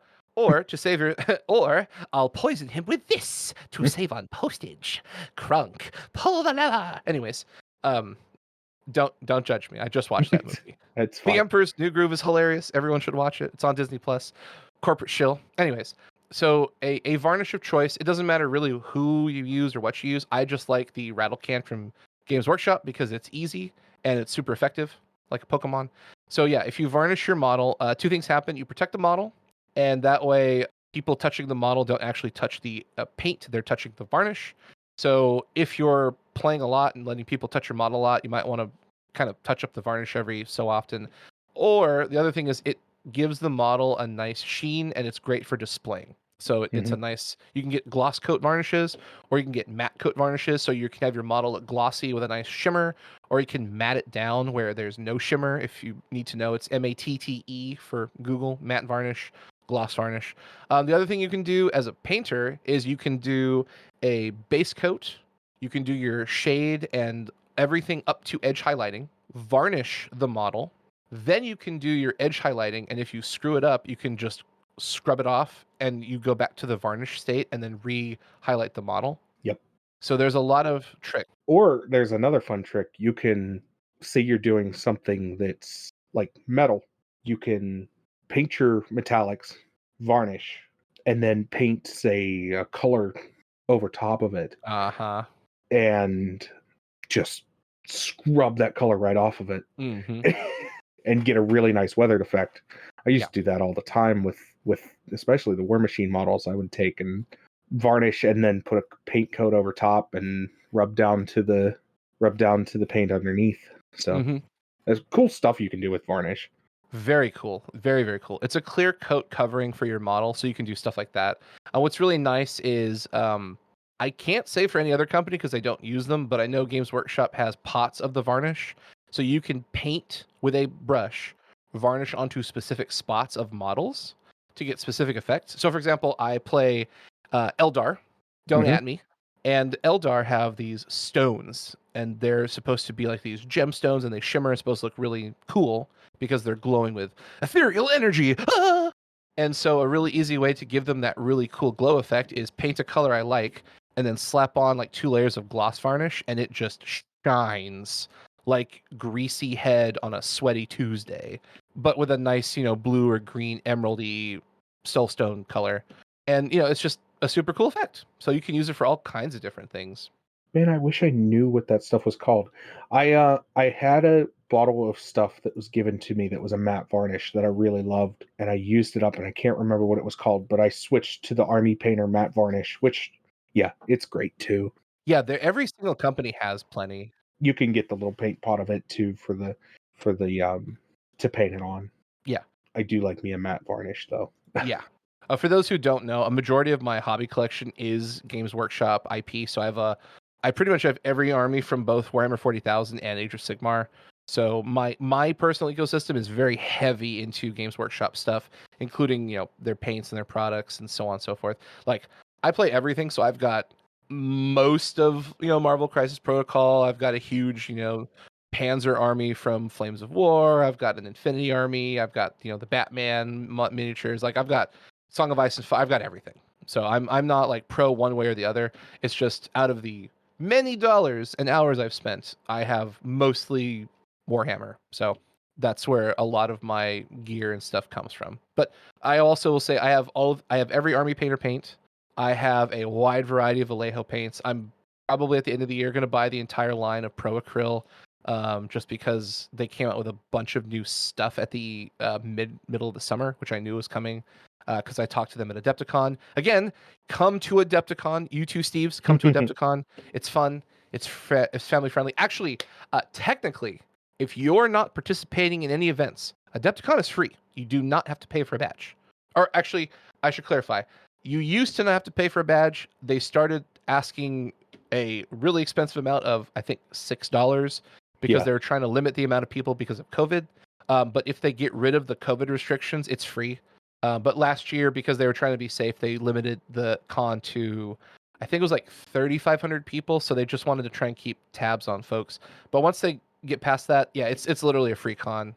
You could just show up, you could shop, you can paint, you can participate in all of the events that are free. The only reason you pay for the ticket is if you're doing like a class, you're playing in a tournament. I just give them my money because I never want them to go away. I don't really, maybe this year I'll participate in an event, but last year I was just goofing off and shopping and eating much deep dish pizza. Yeah. So a couple more questions. This one I'll sort of condense. Mm-hmm. How much airbrushing do you do? Do you do a decent amount of airbrushing? Yes. Okay. So Patreon asks, when you airbrush, how do you shade? And then also, do you brush after airbrushing? Meaning, do you put more paint on after airbrushing? Mm-hmm. Yeah, I don't airbrush, so. Okay. Yeah, these are fantastic questions. So, and I don't say that unsincerely. Like, these are like staple questions most people are going to ask. So kudos on y'all for asking, all you Patreons, you lovely, gorgeous people. So airbrushing is a tool in the toolbox. You can use airbrushing for base coating. You can use it for zenithal highlighting. You can use it. So there's something called object source lighting, OSL. You'll hear this term. It is similar to zenithal. So mechanically, zenithal is above the subject matter, simulating a sunlight effect. OSL, object source lighting, would be like simulating a lightsaber effect. So if you have your Darth Vader holding your lightsaber, the OSL effect would be you've painted your Darth Vader completely, and then you have this really light glow, like parallel to where the lightsaber would be to his figure. So if he's holding the lightsaber in front of him, arms extended, holding the lightsaber up, then you would have an OSL of red in like his facial, like at the top of his helmet, going down his face mask, down to his chest, if we can imagine that. So you can use your airbrush to simulate that, because painting it by hand is really, really tricky. But with an airbrush, you can very lightly airbrush that red, so you have a very soft, kind of gradient-esque glow, simulating that the light is coming from this lightsaber. You can use airbrushing for, layering. Some people use it for like edging models. I don't. I'm very traditional. I like to use my brush because I feel like I have more control. But to answer the Patreon question, you can use your airbrush in many different combinations.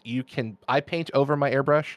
So 90% of the time I'm using my airbrush for mass base coating on like tanks and giant vehicles, or I'm using it for small details or like graffiti work, or I'm using it to simulate, like I said, OSL, object source lighting effects from, lightsabers are an easy one. I've done that with all my characters. Or like if you have a Space Marine or a character from Warhammer 40,000 with like some kind of plasma weapon, you can easily do like a quick plasma glow. It's like, it's gonna fire, I'm charging my laser. So you can do pretty much whatever you want in whatever combination with an airbrush. It's an additional brush. So if you see it that way, it's just a tool where you can paint a model by hand and then airbrush something on, or you can airbrush your base coat and then paint your details by hand or whatever. Realistic. I hope that answers the question. I know it's a super generic answer, but you're not limited to one way. Yeah, I think that'll answer his question.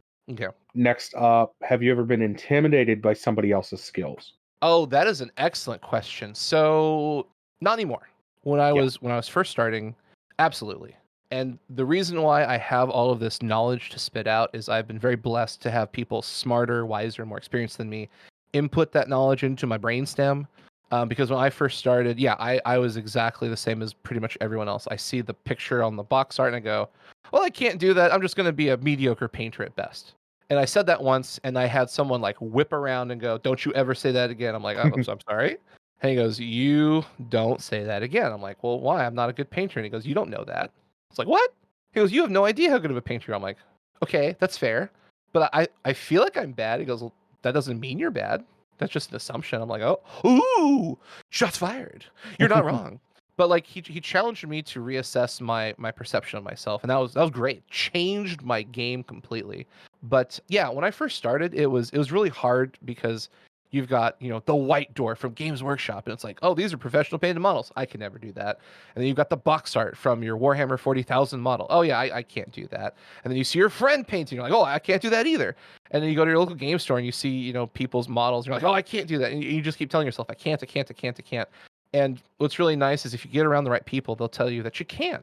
And it is somewhat intimidating, but the best information I ever was taught was you are your own worst critic. If you paint the model and you put hard work, a lot of effort into it, and you do the best you can, then that is the best you could possibly do.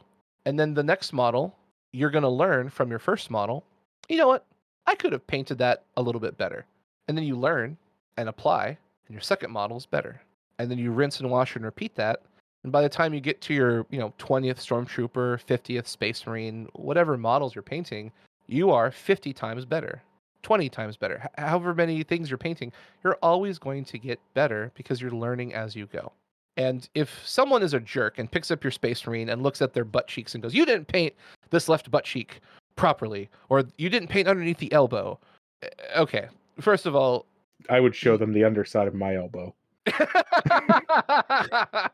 Yeah, like that's not a helpful criticism. That's just someone being fussy. But yeah, I think everyone's intimidated. But like I said, that statement, that challenge to me, where you don't know, you can't tell yourself that you're terrible at painting because you don't know. That changed my entire life forever because that drove me to actually. I'm a curious person, so now I want to see: am I as bad as I thought I was? Notation, I'm not. But like that drove me to test that theory because, and it actually challenged a lot of different theories I had because it's like, I actually don't know. I have no idea how good or bad I am. And the good part is, when you first start, even if you are bad, there's still people who can help you. So you're never actually really as terrible as you think. You just don't have the experience. Yeah. So 3 more questions and then we'll be getting out of here, moving on to Game of the Week, getting it wrapped up. Okay. Next question is, what technique do you use the most? Or do you find yourself using the most? Gonna have to let me put you on hold. Do. So I think the most common. Is there any other part of that question other than technique? Because I want to make sure I'm talking about the right. Okay. It just says, what is the technique you use the most? Yeah. So I'm going to quantify what I think is a technique so that if I'm wrong, we can come back to it later in a future episode. So in my brain, I feel that a technique is something outside of your traditional like base coding and shading. So we're Right. going to talk about like edge highlighting, zenithal, object source lighting, NMM, non-metallic metal, basically something that has a cool and fancy name that you want to put on a t-shirt, because you don't really want to wear a t-shirt that says I base coat. Okay, I would wear cool. that. I would. But a lot of people want to wear a t-shirt that says I Zenithal Prime. Oh my god, what is that? I'm intimidated. So like as funny as it is, that's how I perceive a technical Okay. type Yeah. of paint. So the thing I do the most for me personally is going to be edge highlighting, Yeah. because like OSL and Zenithal Prime is I personally, I'm a storyteller by nature. I like to save that for like centerpieces or something really important. So when you see that object source lighting, so like for example, I have a lizardman who is a spellcaster wizard. He's carrying these orbs, and so in these orbs is supposed to be this ethereal magic energy that is like a part of their life source, and they use it to cast these abysmal spells to crush their opponent and resurrect their allies. So like I want that model to have a little bit of a glow because it's supposed to look super cool, and it's a big centerpiece model on my army. I don't really care if my 200 regular models have any kind of special effect, because they're troops. Now, Okay. if I ever wanted to go like super hardcore and go crazy, I'm fine with that. But realistically, you're gonna look at my troops in the giant blob there and go, "Hey, that's cool." And then you're gonna look at this model that has this glowing orb of life and death, and you go, "Oh, hey, that's neat." So more often than not, I'm doing edge highlighting more than any other technical effect, because like NMM, non-metallic metal, again, I'm trying to make it's kind of like a special thing. You do it for like anniversaries and special occasions, because you don't want everything to have that effect, because then, in my opinion, it loses some of its luster. Yeah, I've seen it a little bit. I'm not saying anything bad about anybody who's painted it recently, and I'm not saying anything bad about the people I've seen do it. I've seen it too much. Well, is it a thing where, like, so to speak, by overusing it, it gets lost because everything has it, so you don't notice it? Yeah, That's my kind of. opinion. That's how I feel, In because my I've opinion, seen yeah. people do it, and nothing stands out particularly. Now, I'll say the whole army looks fantastic. Like, woo! That's impressive. Yeah, But it's cool. yeah, it's my just personal style, and I think most people's personal style, is I want my army, majority of my army, to look really good, and then I want these like standout, jaw-dropping, mind-blowing centerpieces that you are just super impressed by. So again, apples and oranges. Neither is right, neither is wrong, but my personal ecosystem is I want like my leader and my scary character to be unfathomably well painted, and then everything else, it looks good enough. yeah. All right, not to cut you off, but I want to get through these last couple questions and then Sure. out of the podcast at that point. I have a follow-up question to this question. So, Okay. Sure. Well, I'm actually going to switch them around, so you'll have to hold your follow-up question for a second. What was your biggest nemesis while painting? Myself. Yes. I was my biggest nemesis. I was constantly in my head. I was constantly afraid. I was constantly talking myself down. I was just always I was my own negative Nancy. Everyone is their own worst enemy. Tell me about it. And then to go to the game shop after painting your models and having your friends be like, "That sucks." Yeah. That's rough, buddy. Yeah, I'm no, sorry. I feel that. And then the last question of the night, well, next to last question is Actually, Steve has a question. can I amend that statement one yeah, bit real fast? Because I can hear people going, "Oh, well, that's a cop-out answer." I think the intent of that question was more in the technical sense of what was the scariest thing in terms of like the painting aspect. Putting paint on a miniature. Yeah. So the what was the question again exactly? What was the what's your nemesis? biggest nemesis? Yes. Okay. So I'm going to add into that question, what was my biggest nemesis in the painting realm, not just the entire hobby realm. So my biggest nemesis in painting was brush control. Ooh. When I first started, I was really overly aggressive with my pressure on the brushes, and I flayed them out, and I was buying brushes by the week. And it took me a long time to learn that applying pressure to a brush does not improve the flow of the paint. It actually degrades the flow and the overall look and feel. Because my first models look like dog poo poo, and you can insert that word with whatever you want. Yeah. But it was like there were brush strokes, and my model looked like I had like licked it, and it was just uneven paint, and it just looked terrible. And of course, I'm just like, I don't get it. What am I doing wrong? And someone, I show them. They're like, show me how you paint. Here's a fresh model. Paint this. And I'm painting it, and they go, okay, stop. You're applying way too much pressure. You're way too aggressive. You're trying to slap. You're not even trying to paint. You're trying to just like literally slap paint onto this model. Mm-hmm. You have to have smooth brush strokes.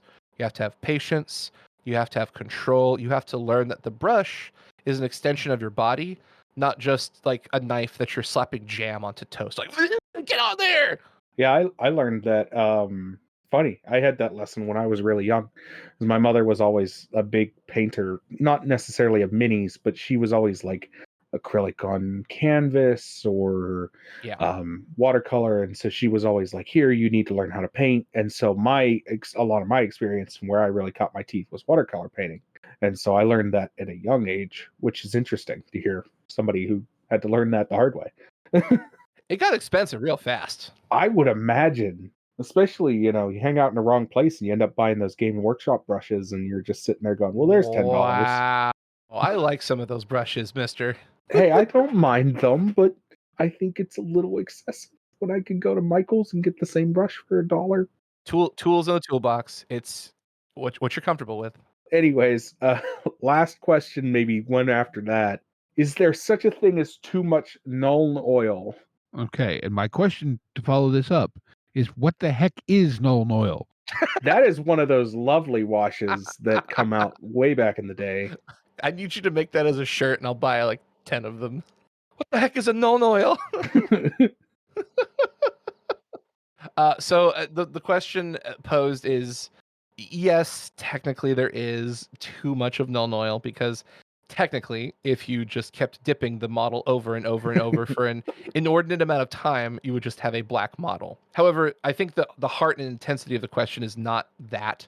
So there's too much Nuln oil when you can't see the details. That's like the fundamental answer. And unless you're going for that. That's true. If you're going for that look, then that's fine. But the problem is, even still, you should have just painted it black and then just done a dry brush at that point, because you're spending a lot of money on Nuln oil for no reason. And then to rubber band, what is a Nuln oil? So Nuln oil is a black wash that is basically think about the ink in your pen, and then think about if you added like 3 times as much water to 1 time ink. And so then you slap it onto your model, and that black, crisp color seeps into the crevices of your model. And then when it dries, you have very rigid and sharp defined lines. That is what Nuln oil is. It is lovingly called talent in a bottle for that exact reason, because you can take a model, prime it. So we're going to go back to a Space Marine. Woohoo! You prime it in blue. Huzzah! Then you dab it. You wash it in Nuln oil. And then instantaneously, you've got a high tone, a mid tone, and a low tone. So all you have to really do is paint the gun, maybe the Aquila on the chest, and you've got a pretty good-looking model, because you can see the depths and the crevices, and the armor is all blue, so you're already done with that. So now you're just picking out small, minor details, and you're done. Cool. Okay.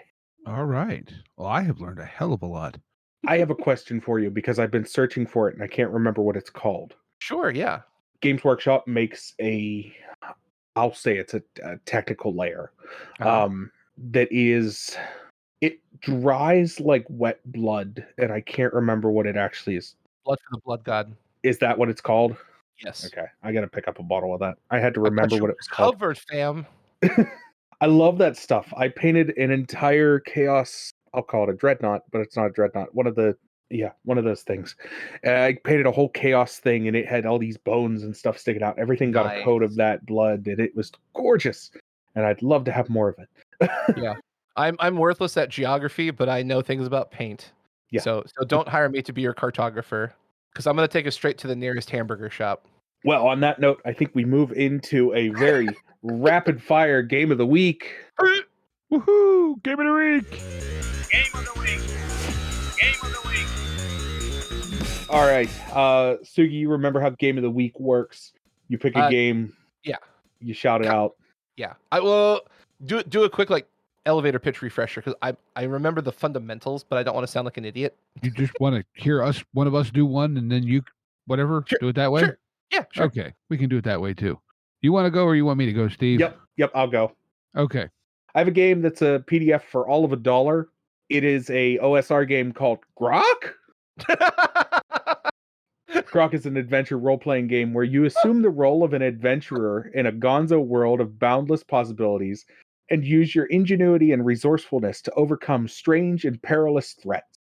And this is spelled GROK exclamation point. Yes. Okay, I was gonna say, please tell me there's the like the Tim Allen. Yeah. Love it. It's $1. It looks goofy and wild and reminds me of those Ralph Bakshi cartoons and all the weird stuff of the 70s.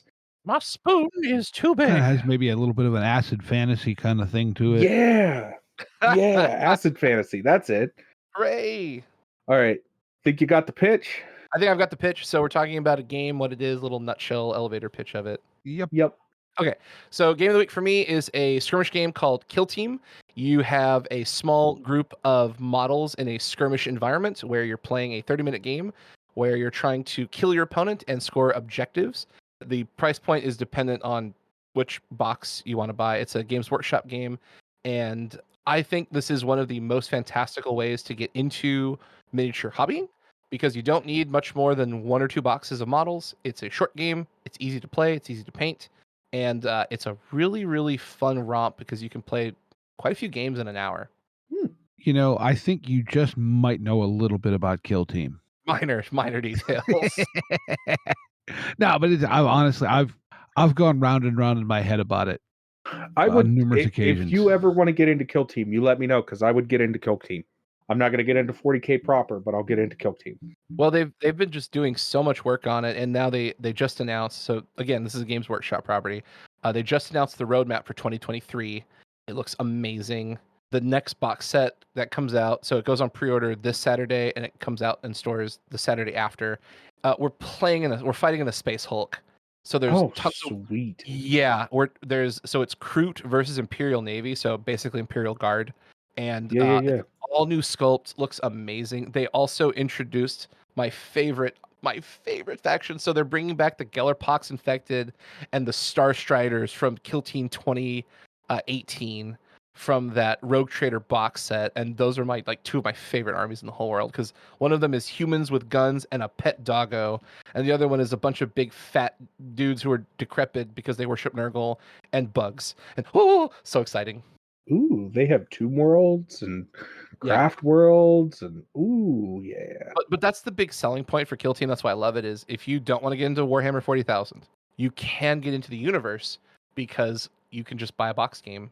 And if you buy one of the pre-built ones that comes with all the rules and everything, it's $200. But if you split it with a friend, it's $100. And so you get a full army, full core rulebook, full box of terrain. Basically, for that price point, you literally get everything you need to play for the rest of your life, minus paint. And that's pretty darn good if we're looking at cost to ratio now, or what's the word I'm looking for? Return on investment. There you go. Love me some good ROI. All right, Steve, what do you got? All right. I found a game called Camp Karate. Aha! I looked at this and passed it by. It's a little what is it? About a 20-page RPG. PDF will set you back all of $4.95. And I'm gonna guess, just looking at this, this is a Karate Kid game with the numbers filed off.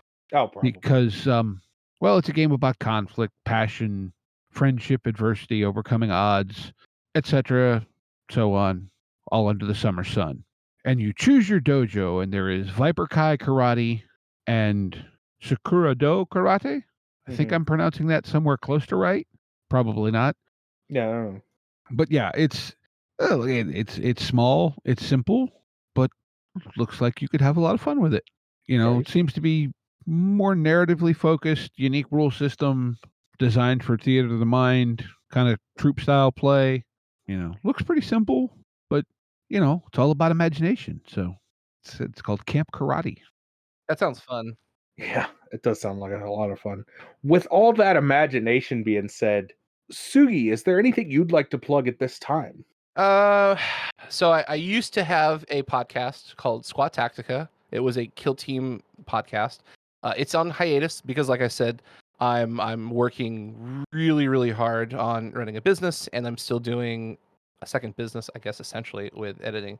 So, not technically anything in particular. I do want to plug the listeners. Anyone who's listening, thank you so very much.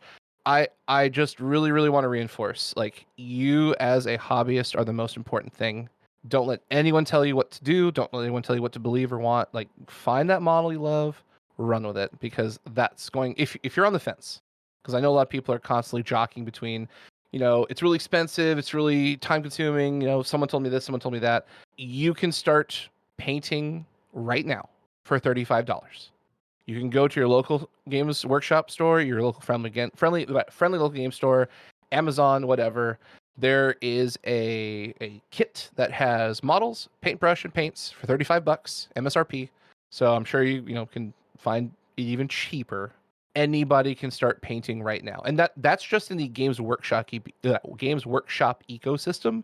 I know that other companies have similar start collecting boxes where you can get a model and a brush and some paints for a very, very low cost. So if you're really on the fence and you're like, I just don't know if I can do it, save up $35 or whatever other company offers are.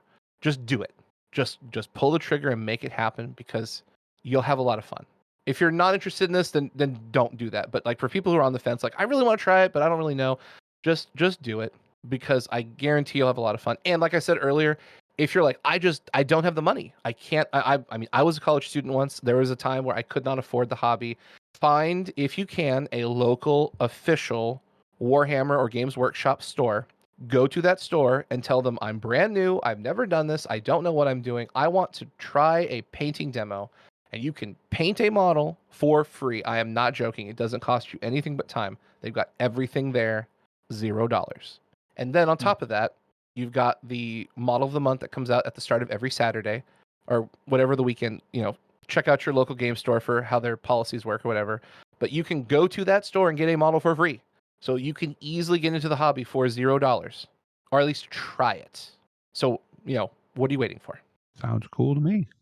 Yeah. And with all that said, links to everything are in the show notes. Patreon, Discord, Facebook, Twitter, all those fun things are down there as well. I want to thank everyone for listening and remind you to be kind to one another and get out there and paint some minis. Yeah, paint minis, paint more minis. Yep, take care, y'all. Intro and outro music by the band 12 Noon. You can email us at meandsteverpg@gmail.com. You can find us on Twitter and RPGs. Find us on Facebook at Me and Steve RPG Podcast, on Discord at Me and Steve RPGs, and as always, all of these links are in the show notes. Thank you, and be kind to one another.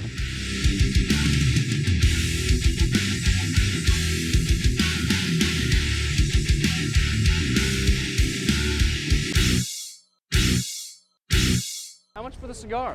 Cigar, $20, dog. You gotta go down the street to the store and buy that.